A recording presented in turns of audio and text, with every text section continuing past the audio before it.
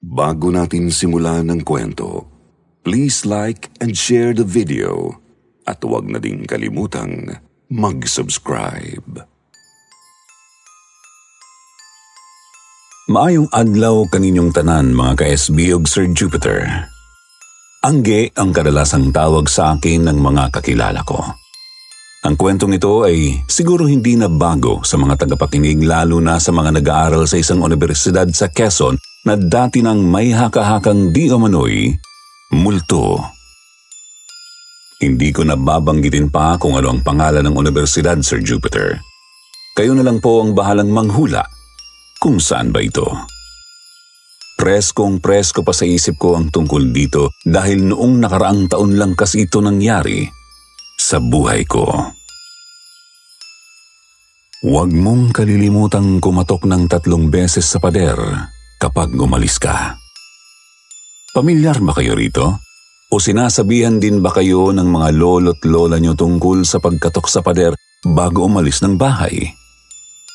Ito kasi ang palaging binibilin sa akin ng Lola Gretchen ko tuwing umaalis ako ng bahay. Simula bata ako, palagi niya akong sinasabihan ito. Iwas kapahamakan daw. Hindi naman ako naniniwala tungkol sa mga pamahiin pero bilang respeto na rin sa mga matatanda, ginagawa ko na lang din. Wala rin namang masama kung susunod ka sa kung ano ang nakasanayan nila maliban na lang kung alam mo sa sarili mong delikado. Pero hindi naman sila siguro gagawa ng ganun sa mga taong mahal nila. Nang graduate ako ng senior high, sinabi ni mama sa akin na ako nang bahala kung saan ako gustong mag-aral. Mapapribado mang universidad o hindi. Ang importante lang daw sa kanila ay makatungtong ako ng kolehiyo at ipagpatuloy ko ang pangarap ko.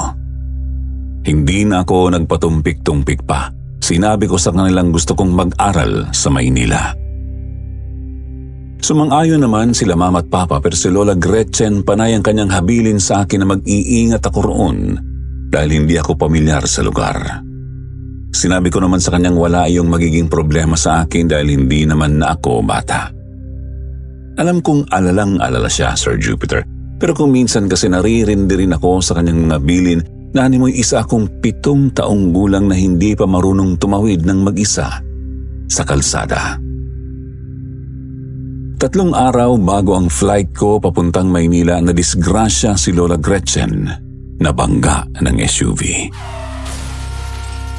Mabuti na nga lang at hindi siya napuruhan pero hindi na siya nakalakad dahil ang kanyang likuran ang tinamaan masyado. Ang importante naman sa amin, ayos lang siya. Binigyan ko na muna siya ng pagkakataong makasama ako ng ilang araw sa bahay bago ako umalis. Sa araw ng departure ko, 5:00 pa lang ng umaga, nakahanda na ako. Malayo-layo pa kasi ang biyahe ko, Sir Jupiter. Sasakay pa ako papuntang city kung nasaan ang airport. Nagpaalam na ako kila mama at papa.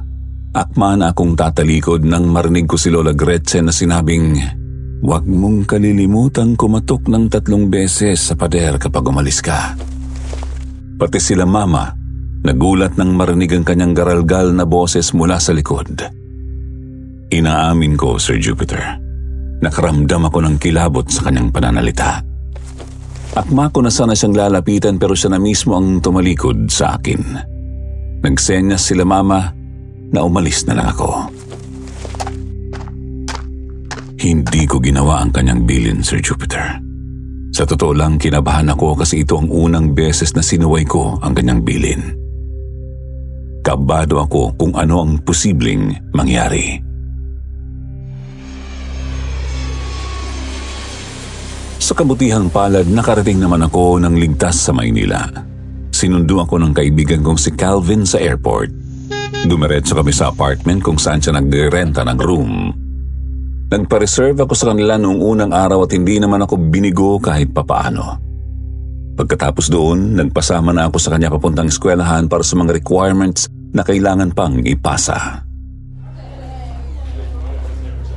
Pagkarating namin doon, nanindig ang balahibo ko, Sir Jupiter. Napakalawak kasi ng university. Malinis at napakaganda ng mga grounds. Hindi ako makapaniwala na nakatungtong ako sa universidad na yon na dati ay pangarap ko lang puntahan. Pumasok kami, naglakad para pumunta sa opisina. Hangang-hanga talaga ako sa ganda ng mga buildings, pero may isa raong building na nagpakilabot sa akin sa isang second floor. Ewan ko ba, pero nang madaanan namin yun, Sir Jupiter, nakaramdam ako ng kakaiba. Nakakatakot. Yung bang parang may nakatingin sa'yo habang naglalakad ka. Gusto ko sanang itanong yun kay Calvin, pero ako ang naaalangan. Nasira ang paghanga ko bigla, Sir Jupiter.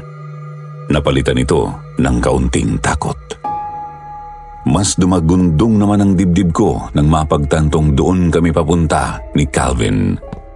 May dadaanan daw siya bago kami pumunta sa opisina. Saktong nadaanan namin ang isang matandang lalaking janitor na naglilinis sa labas ng banyo ng mga babae.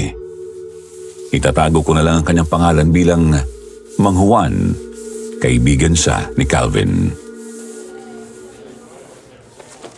Uy, Mang Juan, kumusta? Ito nga po pala si Angge, bagong salta dito sa university. Kaibigan ko siya simula nung bata pa kami. Magpa-first year siya pagbukas ng panibagong school year po. Talaga? Ay, naku naman. Tama-tama at andito tayo sa tapat ng restrooms ng mga babae. Huwag mo na hong sabihin sa kanya ang tungkol dyan, Manong. Baka pumapahamak pa tayo kung magkalat tayo ng balitang wala namang tunay na ebidensya. Yan ba ang kinatatakutan mo? Pero hindi ka natatakot na baka may mangyaring masama sa kaibigan mo kung hindi ako magbigay ng warning sa kanya? Hindi naman po sa ganun, Mang Juan. Parang hindi pa naman oras para sabihin po sa kanya ang tungkol sa restroom. Baka po mag-backout at magdalawang isip si Anggi. Wala naman ibang bukas na universidad dito. Nag-end na sila last week pa. Wala naman akong ibang intensyon. Basta Manong, huwag ka na lang pong maingay. Nangunot ang noo ko sa kanilang argumento, Sir Jupiter. Nagpaalam na kami kay Mang Juan pero nakaramdam ako bigla ng pagkaihi kaya sinabi ko kay Calvin na mag-CCR muna ako. Nakita ko siyang natigilan at lumunok. Pagkuway sinabi niyang doon na lang daw ako sa ibang banyo. Kunot ang noo kong tinanong siya kung bakit. Aniya sira raw ang banyong yun. Tinasan ko siya ng kilay. Huminga siya ng malalim at saka sinabing aantayin niya ako sa labas. Nagkapalitan sila ng tingin ni Mang Juan bago ako pumasok sa banyo. Weirdo talaga ng kinikilos nila. May sikreto ba silang tinatago na bawal malaman ng iba? May kasabay akong isang babaeng pumasok. Ngumiti siya sa akin. Nagkakasabayan pa nga kami sa pagpasok sa isang cubicle pero hinayaan ko na siyang gumamit doon at dumiretso na lang ako sa pinakahuling bahagi. Sa paglagpas ko sa ikalawang cubicle mula sa hulihan, narinig kong may umiiyak sa loob. Gumagalaw-galaw pa ng kaunti ang pinto. Hindi ko na muna ito pinansin noong una at dumiretso lang ako sa loob ng cubicle katabi nito. Nakita ko ang laylayan ng kanyang itim na saya at sapatos. Tinanong ko siya kung ayos lang ba siya. Huminto siya sa paghigbi pero naririnig ko pa rin ang kanyang pagsinghot. Gumalaw din ang kanyang mga paa na parabang nahiya o natakot. Lumabas ako matapos kong umihi. Lumayo ako ng bahagya. Kita ko pa rin ang kanyang laylayan ng saya at sapatos. Umiyak na naman siya. Ilang segundo lang ang nakalipas. Mahinahon kong sinabi sa kanya na kung nais niya nang magkwento tungkol sa kanyang dalang problema, handa naman akong makinig. Hindi pa rin siya nagsalita. Panay pa rin ang kanyang iyak at hikbi. Bumukas ang isang banyo. Lumabas ang babaeng nakasalubong ko kanina. Tinapunan niya ako ng ngiti bago umalis. Ako, inaantay ko talagang lumabas ang babaeng umiiyak kasi kawawa naman. Gusto ko lang din siyang tulungan. Medyo nababagot na ako kakahintay sa kanya, Sir Jupiter. Dahil hindi naman nakalak ang pinto niya, naisip kong baka ayos lang nabuksan ko at pakalmahin siya. Huminga ako ng malalim bago hinarap ang pintong yon. Nagpaalam naman ako sa kanya na bubuksan ko. Dahan-dahan hanggang sa tuluyang bumuka ang pinto. Walang tao sa loob, Sir Jupiter. Nahulog ang pangakot ng laki ang mga mata sa gulat. Kaagad ko namang sinilip ang ilang cubicle kung meron bang ibang tao roon, pero wala na. Hindi. Iba na to sabi ko sa sarili. Dali-dali akong lumabas. Nakita ko naman si Calvin na nakasandal sa isang pader na iinip na. Napapakamot sa ulong sinabi niyang akala niya nalunok na ako ng inodoro sa tagal ko. Pinutol ko siya sa kanyang biro sa pagtatanong kung may nakita ba siyang babaeng lumabas na umiiyak. Kunot naman ang noo niyang sumagot na wala raw ibang gumamit doon kundi ako lang. Mas lalo akong nagidla sa kanyang sinabi. Diniit ko sa kanyang meron akong dalawang kasama sa loob kanina at ang isa naman ay umiiyak.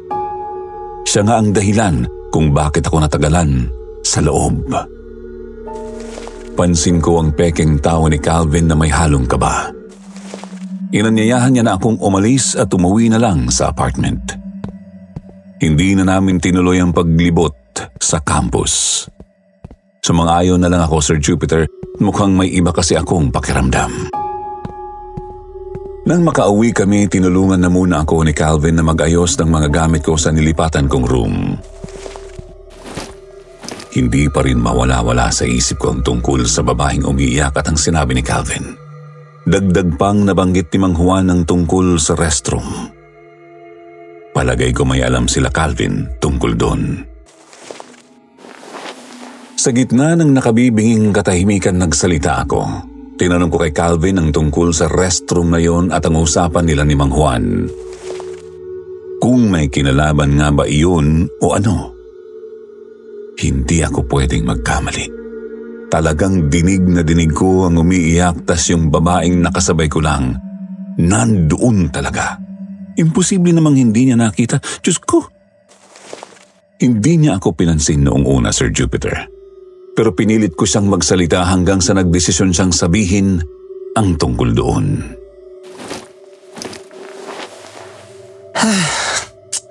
Natatandaan mo ba yung pinagtalunan namin kanina ni Mang Juan?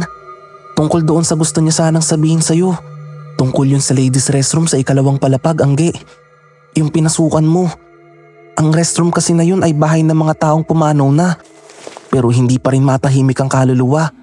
Isa sa mga yan ay ang madring nagpapakita kung minsan. Sumisilip siya sa mga cubicle. Kaya gusto kong mag-ingat ka roon, Angge. Hindi kita laging kasama. Magkaiba ang schedule natin kaya kinakailangan mo magpakatatag. Huwag ka rin magpapalin lang sa mga tao. Kilalanin mo muna kung sino ang kakaibiganin mo. Dahil baka ipahamak ka lang. Natameme ako sa kanyang sinabi, Sir Jupiter. Kung minsan nagsisinungaling sa akin si Calvin at nahahalata ko iyon, pero sa pagkakataong ito, nabasa ko ang kanyang pagiging seryoso sa usapan. Gusto kong tumawa at sabihin sa kanyang napaniwala niya talaga ako pero hindi may kakaibang aura akong naramdaman. Napaigtad ako nang biglang mag-ring ang cellphone ko. Pagkatingin ko sa screen, nakita kong si Mama pala tumatawag. Sinagot ko naman ito. Si Papa ang nagsalita. Kinumusta niya ang biyahe at lakad ko. Masaya ko namang ibinahagi sa kanya ang tungkol sa flight pero nagkaroon ako ng pag-aalinlangan ng tungkol na sa eskwelahan ng usapan. Nabasa naman ni Calvin ang emosyon ko kaya inagaw niya ang telepono sa akin. Hindi po ako magtatago ng kung ano-ano sa inyo, Tito. Medyo alanganin po si Angge sa pinapasukan ko ngayon dahil sa nangyari kanina. Bakit? Ano nangyari? Isinambulan po siya kanina ng multong nagpapakita roon sa banyo ng mga babae. Ayaw niya nga pong maniwala na siya lang nga nandoon sa loob ng restroom sa mga oras na yun Ayan. Matigas kasi ang ulo. Sinabi naman na kumatok ng 3 beses sa pader bago umalis ng bahay. Pero hindi pa rin nakinig sa lola niya. Kaya na napapala ng mga hindi sumusunod sa mga utos ng matatanda. Kahit sabihin nating sabi-sabi lang yan nila, kailangan mo pa rin pahalagahan. Hindi naman masama yan Yun ho bang sinasabi niyang katok muna bago umalis ng bahay? Madalas din niyang sabihin sa akin ni Mama. Sinusunod ko na lang din at baka pagalitan ako. Sabi niya kasi posible raw akong sundan ng demonyo kung sakaling hindi ko gawin yun. Eh yun nga ang purpose niyan, Calvin. Kaso matigas ang ulo ng kaibigan mo. Mas lalo naman akong natigilan sa sinabi ni Papa. Hindi naman kasi malinaw ang pagkakasabi sa akin ni Lola Gretchen. Nagsinungaling na lang din ako kay Papa na nakakalimutan ko talaga dahil sa pagmamadali. At isa pa, hindi ko rin talaga alam kung ano ang purpose nun. Oo, may sinabi sa akin si Lola Gretchen pero gusto kong tingnan kung ano ang mangyayari kung sakaling hindi ko ito sundin. At ito na nga. Mukhang nakita ko na ang kasagutan. Pero hindi pa ako nakontento. Nagkataon lang naman siguro. Kung sakali bang kumatok ako sa pader ng 3 beses, matatahimik ang kaluluwa ng kung sino mang nasa cubicle na yun? Hindi naman, di ba? Kahit saang anggulo mo tingnan, kapag kapalaran ng isang taong mangyari sa kanya ang isang bagay, sadyang mangyayari yun. Huminga ako ng malalim. Ayoko nang pag-usapan pa ang tungkol sa bagay na yun kaya nagpaalam na ako kay Papa. Pagkapatay ng tawag, tinanong ako ni Calvin kung ano ang nararamdaman ko sa pagsuway kay Lola. Tawa ang isinagot ko sa kanya. Hindi ko rin kasi alam kung ano ang mararamdaman ko eh. Baka lang talaga nagkataon lang. Siguro sa susunod na mga araw wala na rin naman akong mararamdaman na kung ano. Subalit, ang totoo, may pag-aalala ako, Sir Jupiter. Kung magpapatuloy ang bagay na ito hanggang sa katapusan, paano kaya ako mamumuhay ng normal gayong hindi ko kasama ang pamilya ko? Pero masyado naman siguro akong nag-overthink. Resulta na talaga ng pagiging matatakotin ko kahit maliit na bagay. Napaigtad ako nang maramdaman ang kamay ni Calvin sa balikat ko. Pagkuway nagpakawala siya ng malakas na tawa. Hinayaan ko na lang siya hanggang sa mapagtanto niyang hindi ako nakikipagbiruan. Huminga siya ng malalim at sinabing dapat lang akong mag-ingat sa building na yon. Kung maaari raw ay hindi na lang ako pumunta sa restroom na yon. Walang pili ang madring nakaitim. Kung sino-sinong estudyante ang kanyang binibiktima, kailangan kong magdasal lagi dahil Diyos lang din daw ang makatutulong sa akin. Sa paglipas ng mga araw, naging maayos naman ang buhay ko roon, Sir Jupiter. Nakakatulog ako ng maayos. Palagi ko rin kinakausap sila Mama para hindi ako mangulila sa kanila. Kung may oras, nagsisimba kami ni Calvin. Pero sa tuwing nakakakita ako ng madring nakaitim, hindi ko maiwasang mapakali. Natatawa na lang minsan si Calvin sa akin. Hindi ko masisi ang sarili ko dahil sa pagiging matatakutin. Dumating ang unang araw ng pasukan. Medyo nalimutan ko na ang tungkol sa nangyari, Sir Jupiter. Hindi naman din kasi ako pinabayaan ni Calvin at nila Mama tungkol sa pinagdadaanan ko kaya kahit papaano naging maayos na rin ang pakiramdam ko.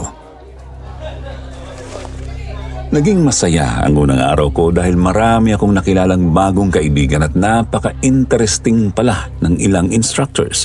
Kumbaga masasabi kong sulit ang unang araw ko. Matapos ang schedule ko sa umaga, pumasok na muna ako sa restroom sa 2nd floor ng building na yon. Dahil nakalimutan ko nga pansamantala ang tungkol sa nangyari noon, dire-diretso lang ako sa gitna ng cubicle. Maraming mga babae naman ang nandoon sa loob. Maingay pa ang ilan sa kanila. Abalang-abalang lahat sa pagre-retouch. Nag-aayos ng kilay o lipstick at may nasa loob din ng banyo. Nang pumasok ako, kitang-kita ko ang kanilang mga refleksyon sa flooring, Sir Jupiter. Pero sa isang iglap, bigla na lang tumahimik lahat at nawala rin ang kani-kanilang refleksyon sa baba. Nangunot ng noo ko. Wala naman akong narinig na lumabas, tsaka halos 1 segundo lang akong nawala sa atensyon nila. Para namang hinigop na sila ng kawalan, ang bilis nilang naglaho. May napansin akong mga paa sa may kabilang room. Napahinga ako ng maluwag tsaka tinawanan ng sarili. Narinig ko ang kanyang mahinang bungisngis. Hinayaan ko lang. Nang matapos akong gumamit ng cubicle, akma na sana akong aalis nang mapansin ko ang mukhang bahagyang nakasilip sa pinto. Napaigtad ako sa gulat, Sir Jupiter. Dahan-dahang nahulog ang atensyon ko sa baba. Wala akong nakitang paa. Sumigaw ako ng malakas para manghingi ng tulong at kaagad na ipinatong ang sarili sa inidoro. Nanginig ang buo kong katawan. Bigla namang malakas na hinampas ang pinto ko na mas lalong nagpagulat sa akin. Hindi na ako nakagalaw doon sa kinaroroonan ko, Sir Jupiter. Natameme ako sa takot ng nakita ko. Kitang-kita ko ang mukha ng isang babaeng nakasuot ng pangmadre pero wala naman akong nakitang paa sa baba. Bumalik sa isip ko ang tungkol sa nakita kong laylayan ng palda noong unang beses akong nakapasok sa restroom na yun. Dinamba ako lalo ng takot ng mapagtantong pangmadre nga ang buong suot ng nakita ko noon. Dito ako mas lalong naiyak, Sir Jupiter. Hindi ko alam kung ano ang gagawin ko. Gustuhin ko mang makatakas, tila pinadikit ang mga paa ko sa ibabaw ng inidoro dahil sa takot. Nanginginig ang mga kamay ko at rinig na rinig ko ang pagkabog ng dibdib ko sa sobrang pagkabalisa at takot. Narinig ko ang mga yabag na papasok, kasunod dito ang mga pamilyar na boses, sina Calvin at Mang Juan pala. Rinig na rinig ko ang pagkalabog ng mga pintuang malakas na binuksan na sinasabayan ng pag-igtad ko. Nang sa wakas ay ang katabing pinto na ang binuksan, inihanda ko na ang sariling makaalis doon.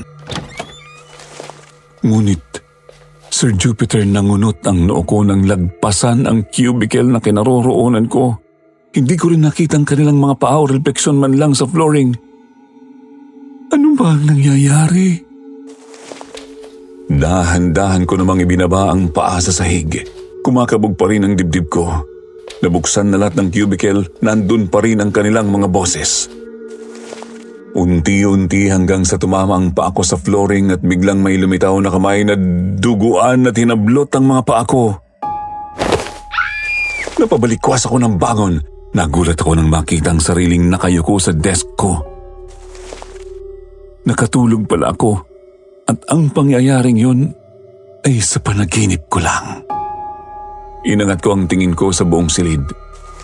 Napakaganda. May aircon pa. At napakatahimik din. Nandoon ang mga kaklase ko. Walang instructor. Kapansin-pansin ang kanilang binabasang mga libro. Hindi ko alam kung ilang oras akong nakatulog at kung paano ako nakatulog. Ayos naman ang pahinga ko noong gabi. Wala akong maalala tungkol sa nakaraang klase ko bago ang subject na yon. Huminga ako ng malalim sakay sinandalang sarili sa pader. Dahil ba talaga hindi ako kumatok ng bahay bago ako nagbiyahe kaya nagkakaganito ako? Ayokong takutin ang sarili ko pero parang sinasabi kasi ni Papa noong tumawag siya na posible talagang yun ang dahilan kung bakit ganito ang pakiramdam ko. Bumalik ako sa sarili nang may tumapik sa balikat ko. Laking gulat ko nang makita ang babaeng nakasalubong ko noong unang beses akong pumasok sa restroom ng mga babae sa second floor building. Nakahinga naman ako ng maluwag, Sir Jupiter, dahil sa wakas napatunayan kong hindi nga siya multo at totoo siyang tao. Kinumpirma ko naman sa kanya na nandoon nga siya sa araw na yun sa restroom at kung naaalala niya pa ang pagkikita namin.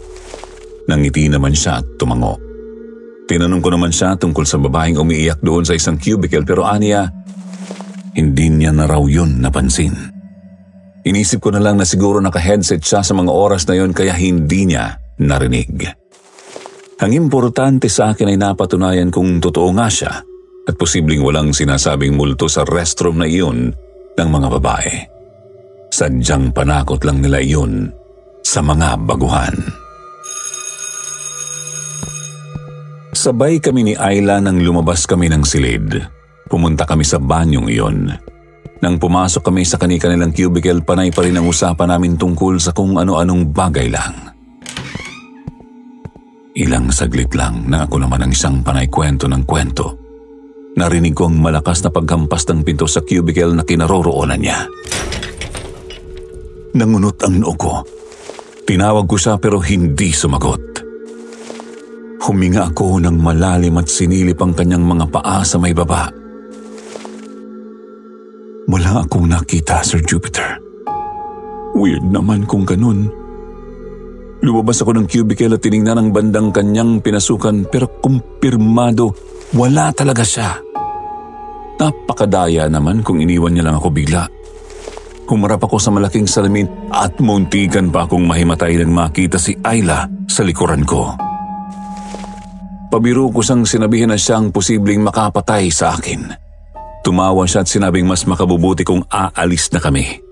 Hindi ko na raw kailangan mag-retouch pa o ano. Napalunok ako. Ibang-iba ang kanyang ugali sa nakasanayan kong ugali niya kaninang kasama ko siya, Sir Jupiter. Tahimik kaming lumabas ng restroom. Tinanong ko siya kung may problema pero hindi siya sumagot. Nang papaliko na sana kami, huminto siya at sinabi sa akin kailangan na naming maghiwalay dahil iba ang kanyang ruta. Kunot noo at alinlangan naman akong tumango. Ang weird niya talaga, Sir Jupiter. Mula sa pagiging masigla, biglaan na lang siyang naging matamlay. Nang makaalis na siya, huminga ako ng malalim bago lumiko sa isang banda. Muntikan na naman akong matumba nang makasalubong ko si Mang Juan. Grabe ang tibok ng puso ko. Sa likod niya naman ay si Calvin. Tinawanan pa niya ako nang makitang nakahawak ako sa dibdib at medyo nahihirapang huminga. Ayan, bawas-bawasan mo ang pagiging adik sa kape, Anggi. Baka yan ang makapatay sa'yo nang wala sa oras. Naku Mang Juan, alam niyo hubang hindi niya sinunod yung bilin sa kanya ng Lola Gretchen niya tungkol sa pagkatok ng 3 beses sa pader bago umalis ng bahay. Kaya ganun na lang po talaga ang gulat niya na makasalubong kayo kasi nababalot na po yan ng takot. Hindi biro ang nangyayari sa kanya, Calvin. Huwag mo naman sana siyang tawanan na para bang ayos lang sa kanya ang ganitong nangyayari sa kanya. Isipin mo kung ikaw ang nasa sitwasyon niya at tinatawanan ka ng tao. Anong mararamdaman mo? Kaibigan ko naman po siya. Kung sakali mang may mapansin kang kakaiba sa banyong yon, hayaan mo na lang. Huwag kang matakot at huwag mo ring ipakitang mahina ka. Mas makabubuti kung patatagin mo pa ang paniniwala mo sa Diyos. Tango lang ang itinugon ko kay Mang Juan. Nagkahiwalay na kami ng daan dahil may klase pa raw si Calvin. Hindi siya makakasabay sa akin pag-uwi. Naging palaisipan sa akin ang unang araw ko sa eskwelahan. Weirdo na parang normal lang siguro. Pinalagpas ko na lang yon, Sir Jupiter. Ayoko mag-isip ng kung ano-ano na naman. Naging gano'n ang routine namin ni Calvin. Hindi kami nagkakasama pagkatapos ng klase dahil magkaiba kami ng schedule. Tungkol naman kay Ayla, palagi siyang nagpapasama sa akin sa banyo pero dahil sa nangyari noong araw na yon, hindi na ako pumayag pang pumasok sa loob. Inaantay ko na lang siya sa labas mismo. Kung minsan nagpupumilit siya pero ayoko talaga. Nakasanayan niya na lang ako. Napansin ko namang medyo gumaan-gaan ang pakiramdam ko simula noong hindi na ako pumasok sa banyong yon. Pero kung minsan nararamdaman ko pa ring may ibang presensya. Gaya na lang noong isang araw. Maaga akong pumunta sa eskwelahan dahil may kailangan pa akong tapusin. Nang dumaan ako sa may ladies' restroom, napansin ko ang pintong sumarado ng malakas. Nagulat nga ako doon Napahinto ako sa paglakad at napatingin dito. Pinagmasdan ko ito hanggang sa humina ang pagswing.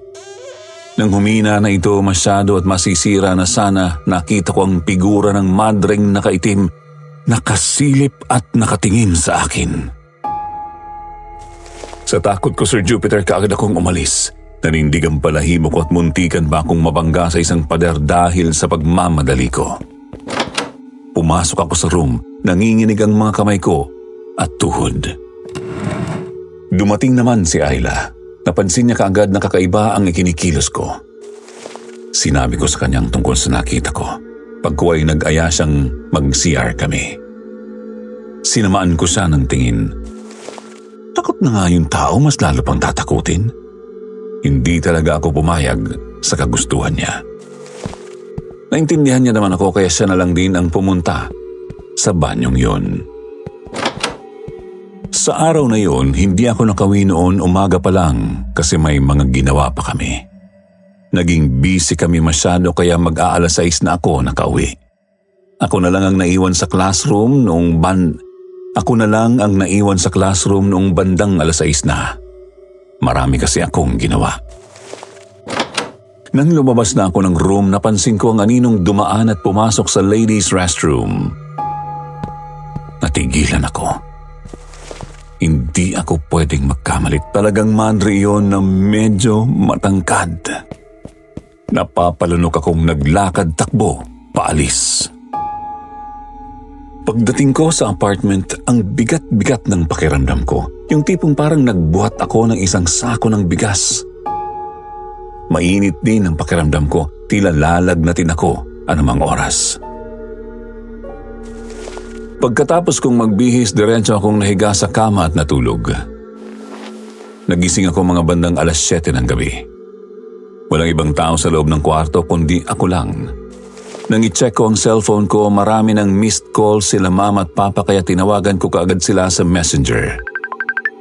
Ang bigat-bigat pa rin talaga ng pakiramdam ko. Sinagot ni mama ang tawag ko sa messenger. Nagulat siya nang makita ko sa camera. Naka-video call kami, Sir Jupiter.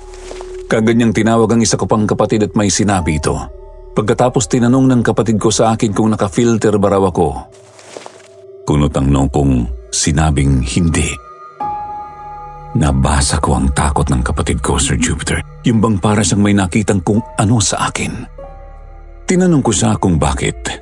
Hindi siya sumagot. Bagkus may sinend siyang picture sa akin. Kinakabahan naman akong tiningnan ito at nagulantang ako nang makita ito.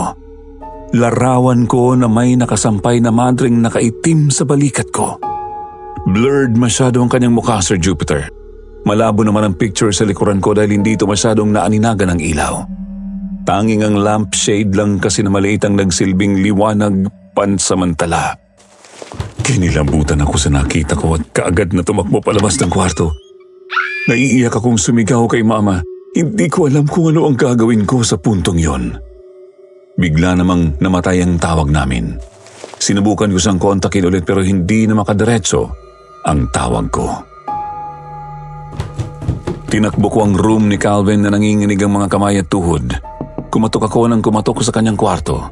Lumabas naman siya di kalaunan. Hysterical na sinabi ko sa kanya ang tungkol sa madring itim na nakita ko sa banyo kaninang umaga at sinundan ako nito hanggang sa apartment ko.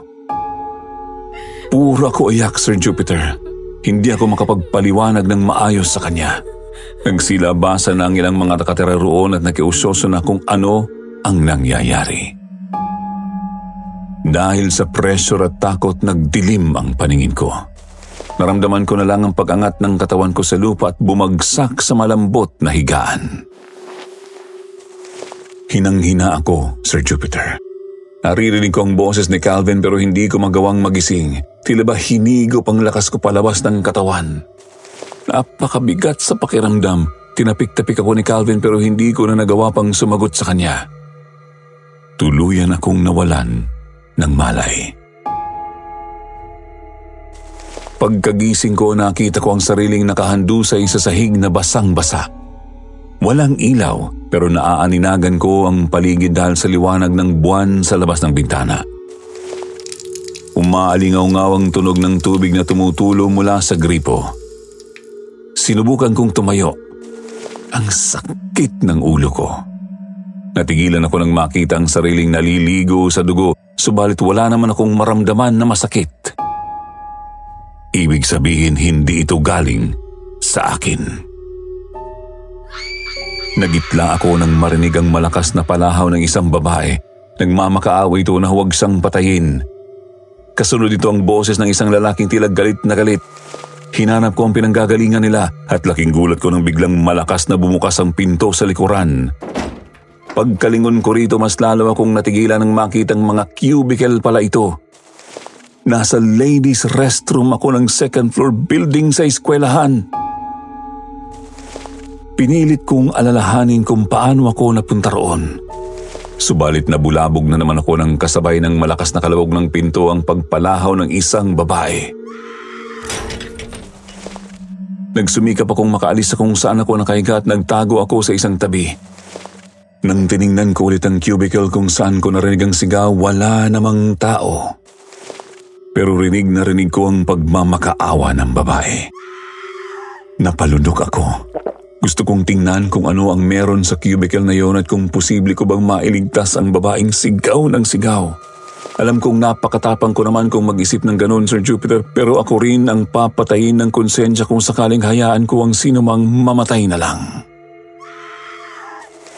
Nabalik ako sa sarili nang marinig ulit ang sigaw ng babae na tila ba pilit nilalabanan ang buhay sa kamay ng isang taong walang puso. Kinakabahan man, tumayo ako at pinuntahan ang cubicle na yun. Ngunit bigo naman akong nakakita ng kung sino sa loob. Tanging maruming inidoro na puno ng dugo at matagal ng dumi. Akma na sana akong lalabas nang magpakita ang madring nakaitim sa harap ko. Bago pa man makalabas, malakas na humampas ang pinto at natamaan ako sa ulo. Yun ang dahilan kung bakit ako nawalan ng malay. Anggi, ano ba? Kumising ka naman oh.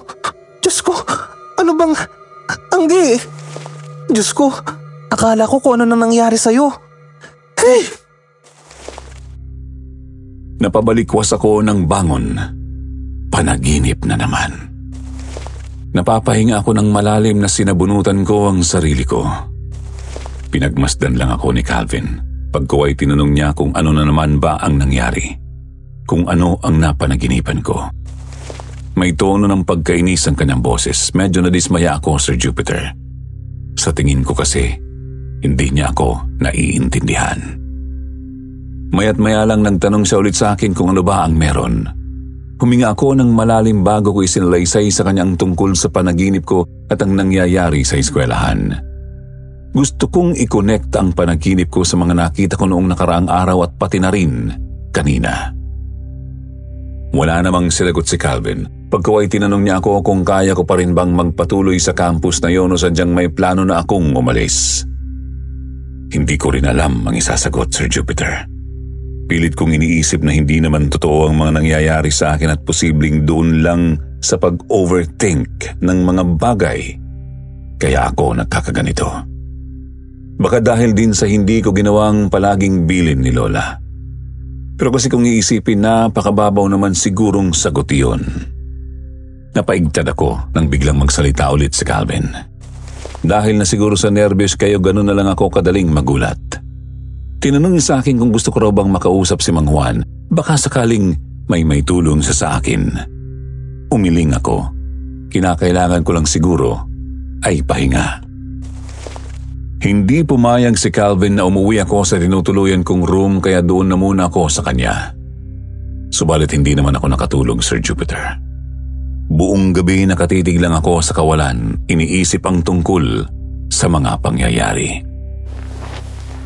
Sumagi sa isip ko ang tungkol sa pagkatok sa pader ng 3 beses bago umalis ng bahay. Sa totoo lang, sa tanang buhay ko na ginagawa yun, wala pang nangyayaring kababalaghan. Ito ang pinakaunang beses na nakaranas ako ng matinding takot. Hindi ko naman pwedeng sabihin na may kapangyarihan si Lola Gretchen. Yun bang kaya niyang kontrolin ang panahon kung anumang bumubulabog sa akin? Kinabukasan, nananamlay akong pumasok sa eskwelahan. Nagtaka nga ang mga bagong kaibigan ko pero hindi pa ganun kalakas ang tiwala ko sa kanila. Nang makita ko si Ayla, tinanong ko na naman siya kaagad kung bakit niya ako iniwang mag-isa sa restroom. Kunot ang noon niyang sinabing hindi naman daw siya pumasok at inantay niya lang ako sa labas kaso ang tagal ko raw at dumating na ang driver niya kaya umalis na lang din siya. Natigilan ako. Pilit akong tumawa. Hindi ko alam kung nagbibiro siya, Sir Jupiter, pero kinakabahan ako. Seryoso akong tiningnan ni Ayla at diniit niya sa aking hindi siya pumasok. ng ladies' restroom. Hindi na ako nagpumilit, Sir Jupiter. Mabuti na lang at dumating na rin ang isang instructor namin. Panandaliang nawala sa isip ko ang tungkol sa nangyari. Pagkatapos naman ng klase, nagpasama ulit sa restroom si Ayla. Noong una may pag-alinlangan ako, Sir Jupiter, pero dahil nagpumilit siya at kaibigan ko rin, pumayag ako.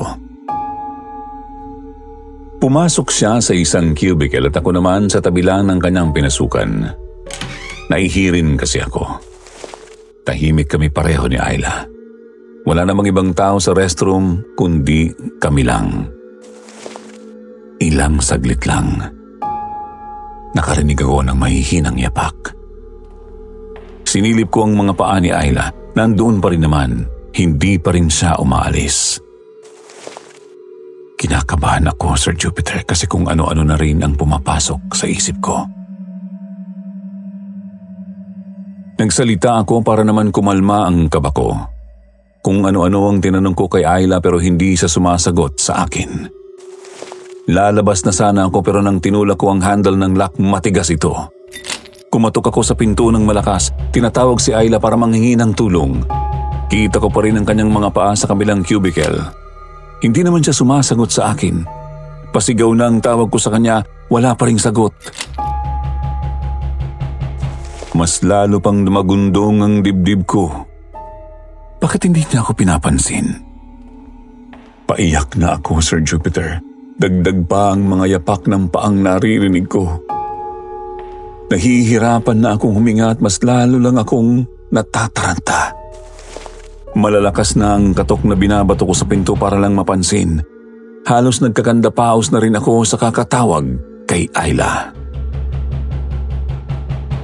Matapos ang ilang beses ng pagsisigaw ko at pagmamakaawa, sa wakas ay nabuksan ko rin ang pinto at nakalabas ako. Natumba ako sa sahig. Wala man lang kahit na isang tao sa loob.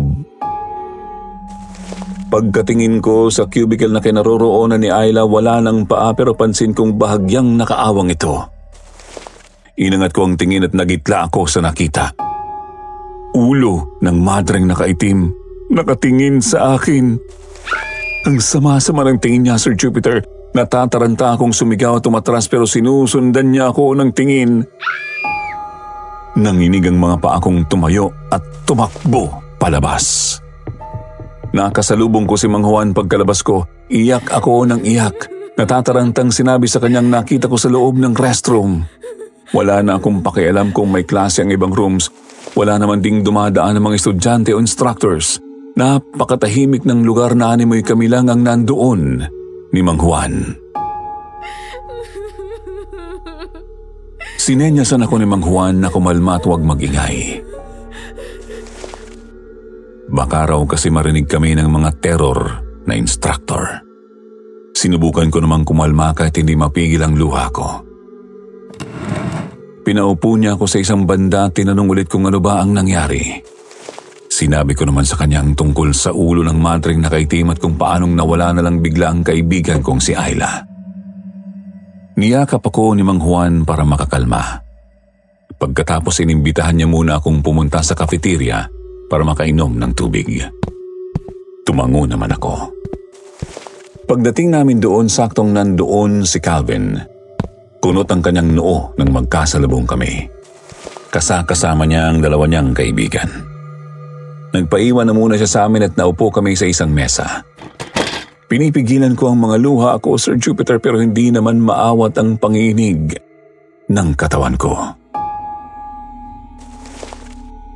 Mas makabubuti siguro kung hindi mo na lang ipagpatuloy ang pag-aaral mo dito, Angge.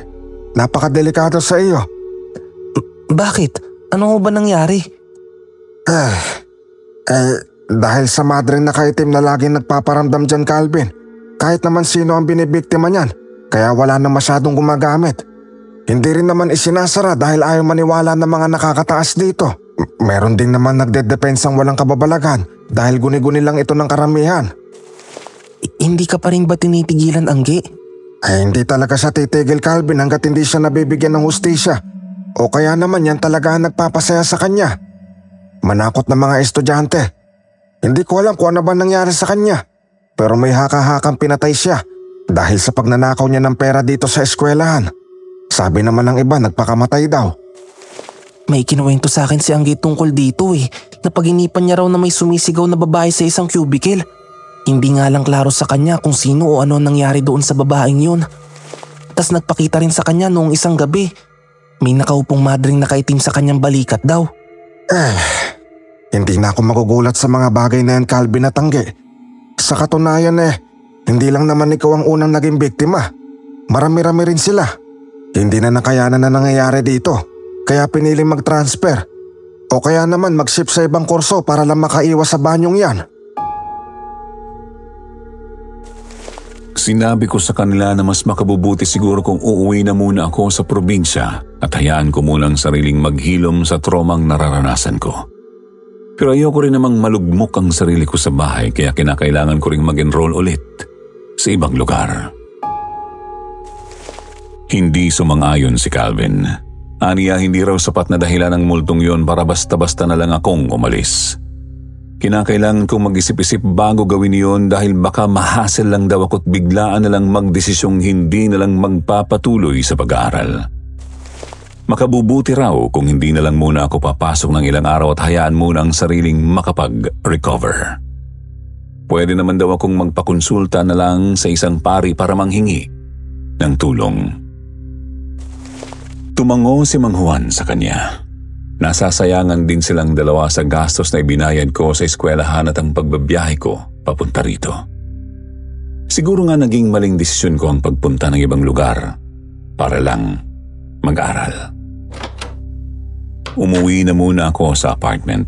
Tinawagan ko si Papa at sinabi ko sa kanyang tungkol sa nangyayari sa akin.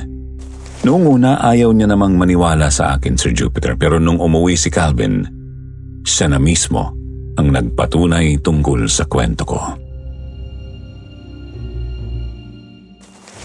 Ano sa tingin mo makabubuti dyan, Calvin? Pasensya ka na.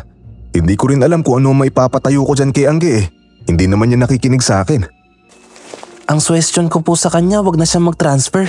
Hindi naman po bago ang tungkol sa madring nakaitim doon sa banyong yon. Marami na po ang tumigil dahil sa takot. Pero may ibang naman nag-shift na lang. Sayang naman din po kasi kung hindi magpapatuloy si Anggi sa eskwelahan. Mababaw pong dahilan ng multo. Oo, tama ka nga naman. Kaya anak, pagbutihin mo na lang dyan. Choice mo rin naman na dyan ka mag-aral kasi pangarap mong paaralan yan, hindi ba? Pinagbigyan ka lang namin ni mama mo. Wala akong nasabi. Totoo naman din kasi ang sinabi ni Papa.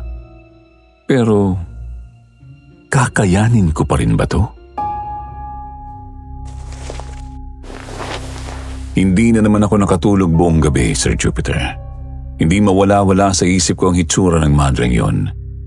Hindi ko alam kung nanghihingi ba siya sa akin ng hustisa o sadyang yun nga kung tawagin habit niya na lang yon. Siguro kinatatakutan siya ng mga estudyante noon kaya pinanindigan niya na lang ang kanyang pagiging terror. Pero bakit naman hanggang sa panaginip ko nandoon siya? Saka ano ba yung napanaginipan ko? Siya kaya yun? Pinatay ba talaga siya o iba lang? Si Ayla hindi ko malaman kung bakit gano'n ang kanyang behavior sa akin. Hindi rin kaya siya tao? Sinampal ko ang sarili nang pumasok yon sa isip ko. Nababaliw na yata talaga ako, Sir Jupiter. Sinubukan kong matulog pero natatakot akong baka makita ko na naman ang mukha ng madreng iyon. Kahit anong dasal ko, nararamdaman ko pa rin ang presensya niya. Hanggang sa umabot na lang ng 3:00 ng umaga, hindi pa rin ako nakatulog. Pero hindi ko na rin inabala pa sila Mama at Papa. Ayoko na rin na mag-alala sila sa akin. Panay lang ang scroll ko sa Facebook hanggang sa mag-6:00. Dahil wala namang pasok si Calvin sa araw na yon, nagpasama ako sa kanya papuntang simbahan. Nanghingi ako ng tulong sa isang pare. Ikinwento ko sa kanyang lahat-lahat ng nangyari. Natawa ang pari at sinabi niyang hindi na rin daw yun bago sa kanya dahil marami na ring estudyante ang nanghingi ng tulong sa kanya tungkol sa madring nakaitim na iyon. Naalala ko ang pelikulang The Nun ang tungkol sa madring nakaitim doon. Tumawa lalo ang pari at nagbiro pa itong walang pamasahe ang demonyong yon para makapunta ng Pilipinas. Wala raw kasagutan ang tungkol sa madring nakaitim na nambubulabog ng mga estudyante sa ladies' restroom, second floor ng building namin. Posibleng matagal na siyang patay. Hindi pa naitatayo ang universidad na iyon. Ang kailangan ko lang daw ay malakas na tiwala sa Diyos dahil siya lang naman ang may kakayahang magpaalis ng kung anong gumagambala sa amin.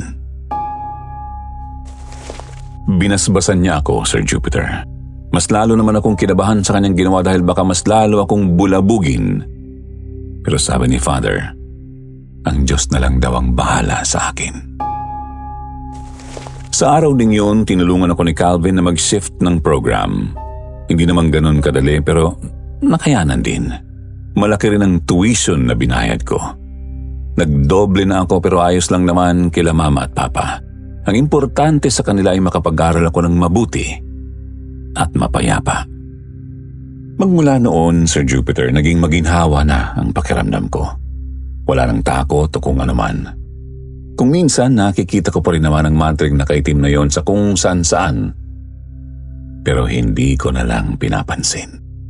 Dinadasalan ko na lang sa tuwing nakakaramdam ako ng takot.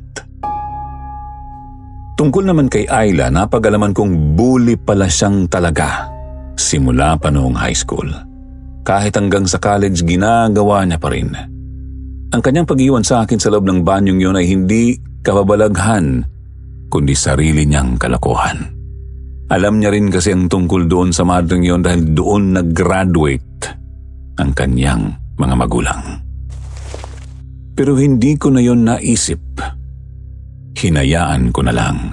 Ang importante sa akin, masaya na ako at tahimik na.